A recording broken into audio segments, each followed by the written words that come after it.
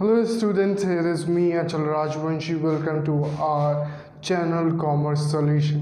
Students, जैसा आपको पता है हम एसएसटी पढ़ रहे हैं और 9th क्लास की एसएसटी में हम पढ़ रहे हैं what is democracy and why is democracy. Democracy क्या होता है और क्यों होती है डेमोक्रेसी, क्यों प्रिवेल होती है डेमोक्रेसी, क्यों चाहिए हमें democracy, why democracy is here. सही है, तो हम सिविक्स पढ़ रहे हैं और मेरिट्स हम देख रहे हैं। तो सबसे पहले क्या आ जाता है, सबसे पहले आ जाता है अकाउंटेबल गवर्नमेंट। अकाउंटेबल का मतलब क्या होता है, इस वर्ड से आप मतलब समझिए अकाउंटेबल का मतलब क्या होता है। अकाउंटेबल गवर्नमेंट का मतलब होता है एक ऐसी गवर्नमेंट जहाँ पे सरकार की जवाबदेही होती है। जवाबदेही का मतलब मैंने कोई डिसीज़न लिया या मैंने 5 साल सरकार चलाई, उस 5 साल में मेरा लोग कहेंगे कि आपने इन 5 सालों में क्या करा। नरेंद्र मोदी जी ने क्या करा, 2014 से 2019 के बीच में उनकी सरकार रही थी 5 साल, तो उन्होंने इन 5 साल का ब्यौरा दिया कि मैंने इन 5 सालों में इंडिया में क्या क्या करा, हमारी सरकार ने इंडिया में क्या करा नरेंद्र मोदी जी ने बताया। सही है, तो हर गवर्नमेंट क्या होती है, अकाउंटेबल होती है। डेमोक्रेसी का एक बेनिफिट है कि सरकार जो होती है, जो सरकार होती है वो लोगों को जवाब देती है कि इसने सही करा है, कि हमने सही करा है, गलत करा है, सब चीज़ों का ब्यौरा देती है कि इन 5 सालों में आप जो लोगों का जो पैसा है हमने कहाँ लगाया है। तो इन 5 सालों में हमें पता चलता है कि हमने लोगों का पैसा कहाँ लगाता है। बिकॉज ऑफ डेमोक्रेसी हमें बहुत सारी चीज़ों के बारे में पता चला। सही है, based on consultant and discussion. सही है जी, देखिए जो डेमोक्रेसी बेस्ड होती है कंसल्टेंस और डिस्कशन के बेसिस पे होती है। कोई भी डिसीज़न लेते हैं ना हम, सपोज़ मुझे क्या लेना है, डिसीज़न लिया मैंने कि कश्मीर में से, जो कश्मीर हमारा स्टेट है जम्मू कश्मीर, उस स्टेट में से 370 हट जाए। आपने बहुत सुना होगा 370 के बारे में, कभी एक प्रॉपर वीडियो बनाऊंगा 370 के बारे में। तो सरकार ने क्या करा, जम्मू कश्मीर से 370 हटा दी। उस सिचुएशन में 370 हटाने के बाद जब डिसीज़न लिया गया तो इसके बारे में बहुत डिस्कशन हुआ कि हटानी चाहिए नहीं हटानी चाहिए। बहुत सारा डिस्कशन हुआ इस विषय में। तो डिस्कशन के बाद क्या होता है, मैं एक डिसीज़न ले रहा हूँ कि हमारे स्कूल में फेयरवेल होनी चाहिए, एनुअल फंक्शन होना चाहिए। तो उस डिसीज़न के जो भी हम डिसीज़न लेंगे और उस पर जो भी डिस्कशन होगा, उस डिस्कशन की वजह से हमारे फंक्शन में क्या रहेगी, क्वालिटी आएगी, क्योंकि आप सबके सजेशन मिलेंगे मुझे।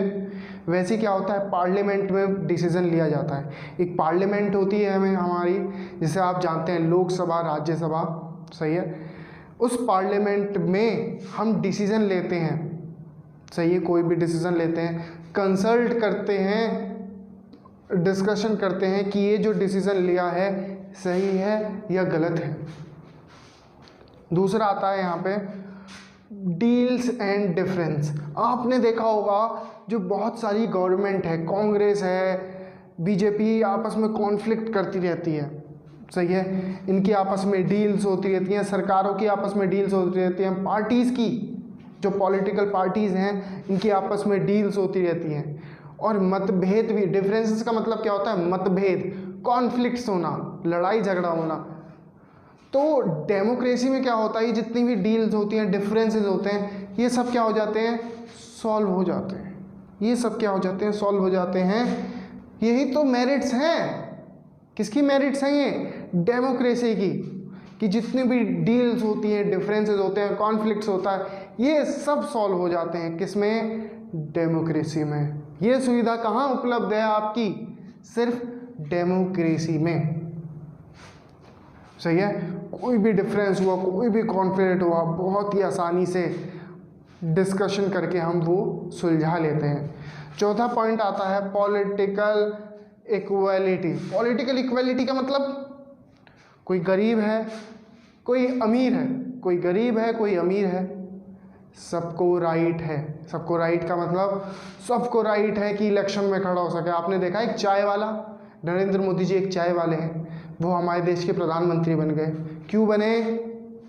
क्योंकि पॉलिटिकल इक्वालिटी है, क्योंकि कोई भी गरीब कोई भी अमीर खड़ा हो सकता है। अगर उसमें टैलेंट है, अगर उसमें लीडरशिप क्वालिटी है तो प्रधानमंत्री भी बन सकता है। जैसे हमारे नरेंद्र मोदी जी, वो गरीब परिवार से थे, और आप देखते हैं बहुत सारी कंट्रीज़ में जाते हैं सिर्फ राजा का बेटा ही राजा बनता है, जो किंग होता है उसका बेटा ही किंग बनता है।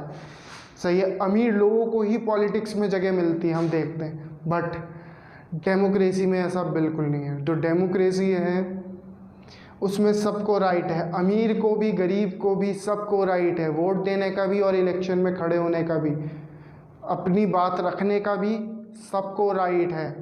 तो हम क्या कह सकते हैं, पॉलिटिकल इक्वालिटी है।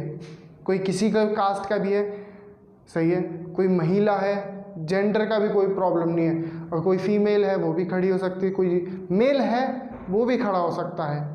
तो यहाँ कोई भी जेंडर इनइक्वालिटी नहीं है। रूम कलेक्शन, यानी कि आप ये देखते हैं कि मिस्टेक हर किसी से होती है।